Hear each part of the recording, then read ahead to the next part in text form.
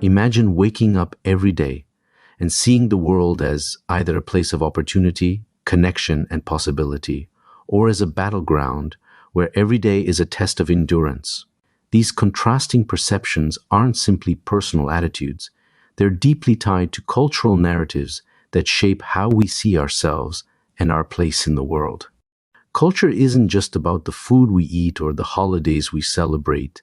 It's the lens through which we understand hope, change, and suffering. It affects whether we see challenges as something to endure stoically or opportunities for growth, whether we view relationships as a source of identity or a matter of choice, and whether we believe help should come from within or through connection with others.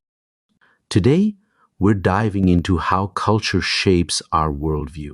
We'll explore the narratives that influence whether we see life as a journey of connection or a series of obstacles to overcome, how cultural stories shape resilience and agency, and how therapists can align with these narratives to help clients feel understood and supported.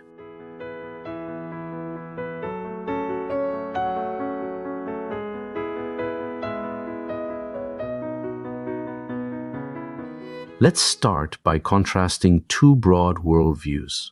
In some cultures, life is seen as a journey of connection. The focus is on relationships, building, maintaining, and finding meaning through them.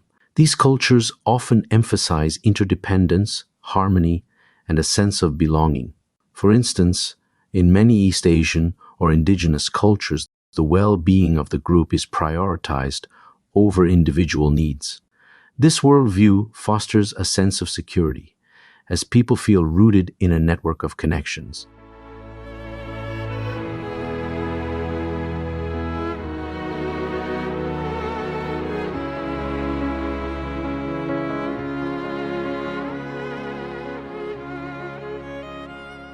On the other hand, some cultures view life as a series of challenges to be faced and overcome. Individual effort, perseverance, and self-reliance are celebrated. In these contexts, personal achievement becomes a key marker of success. Western cultures often exemplify this worldview, emphasizing independence and the idea that anyone can pull themselves up by their bootstraps. Both perspectives have strengths and challenges. A connection-based worldview can provide a strong support system, but it may also lead to feelings of guilt or obligation if the individual's desires conflict with the group's needs. Conversely, an achievement-based worldview can foster innovation and personal growth, but may also result in isolation or burnout as individuals bear the weight of their struggles alone.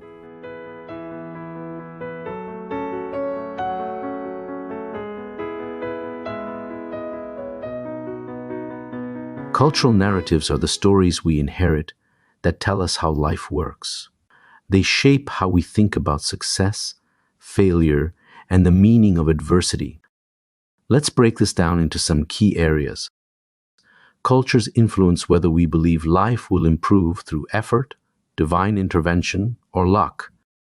For example, in cultures with strong spiritual or religious traditions, optimism may stem from faith in a higher power's plan.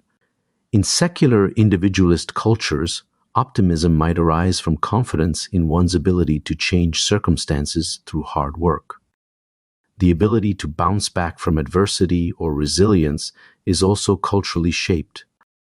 Some cultures frame suffering as a test or an opportunity for spiritual growth. This can create meaning in hardship, but may discourage seeking external support.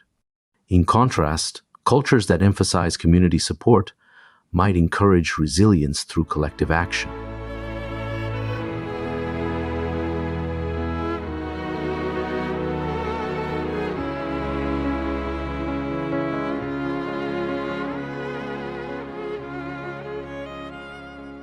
Agency is our belief that we can influence our lives. It is deeply tied to cultural values. In individualist cultures, agency often means taking personal responsibility for one's path. In collectivist cultures, agency might involve contributing to the group or finding one's role within it. Cultural narratives also shape how authenticity and connection are viewed. In individualist cultures, authenticity is often associated with self-expression and staying true to one's personal values, even if it creates tension in relationships. Connection, in this context, is seen as an outcome of aligning with others who respect one's individuality. In collectivist cultures, authenticity is tied to fulfilling social roles and obligations, with the belief that true connection arises when the self harmonizes with the group. A person might sacrifice personal desires to maintain relationships, viewing this act as the most authentic form of loyalty and care.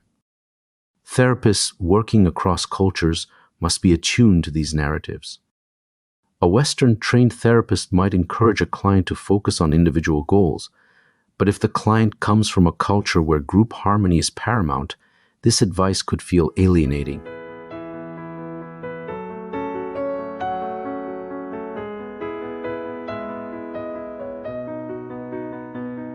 Now, let's look at a case study to bring these ideas to life. Imagine two clients, Priya and Emma, who both come to therapy feeling overwhelmed and stuck in their lives. Priya is a 30-year-old woman from a South Asian background. Her cultural upbringing emphasizes the idea that suffering is a path to spiritual growth. Her parents often told her stories of saints and ancestors who endured hardships with grace and emerged wiser. When Priya discusses her struggles, stress at work, conflict with her in-laws, she doesn't describe them as problems to solve, but as burdens she must carry with dignity. She feels she shouldn't complain because her suffering has a purpose. While this belief helps her find meaning, it also prevents her from seeking practical solutions or sharing her feelings with others. She fears that asking for help might be seen as a sign of weakness.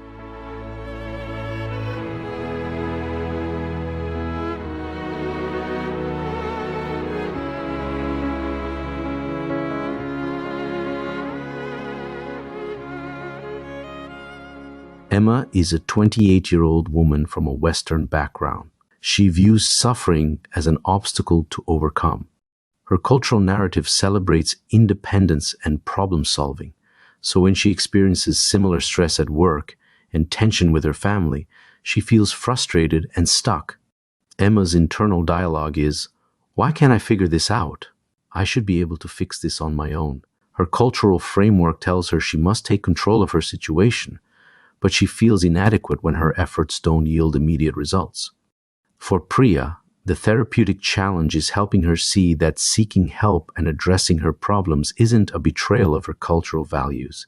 For Emma, the focus is on breaking the cycle of self-blame and exploring how external support can be part of her journey.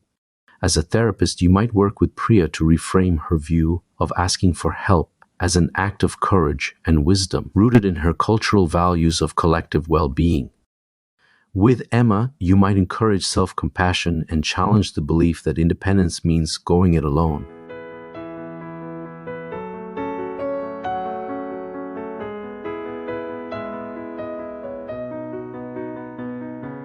To illustrate these concepts further, consider how cultural values affect goal setting.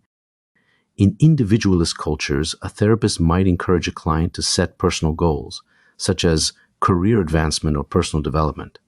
Success is measured by individual milestones. In collectivist cultures, therapy might focus on strengthening family bonds or contributing to community well-being. Success might be defined by how much one helps others or fulfills family expectations. A Western therapist encouraging a client from a collectivist culture to prioritize their own desires could inadvertently create tension or guilt.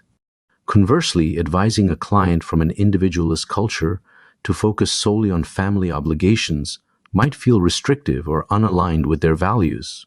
So, what can we learn from these cultural contrasts? The key takeaway is that cultural narratives are neither good nor bad. They simply provide a framework for understanding the world. As therapists, our job isn't to impose one narrative over another, but to understand the client's framework and work within it. Awareness of cultural narratives allows us to build rapport by showing respect for the client's worldview. It helps us tailor interventions to align with the client's values and goals. It also allows us to challenge unhelpful narratives gently and collaboratively, without dismissing their cultural significance.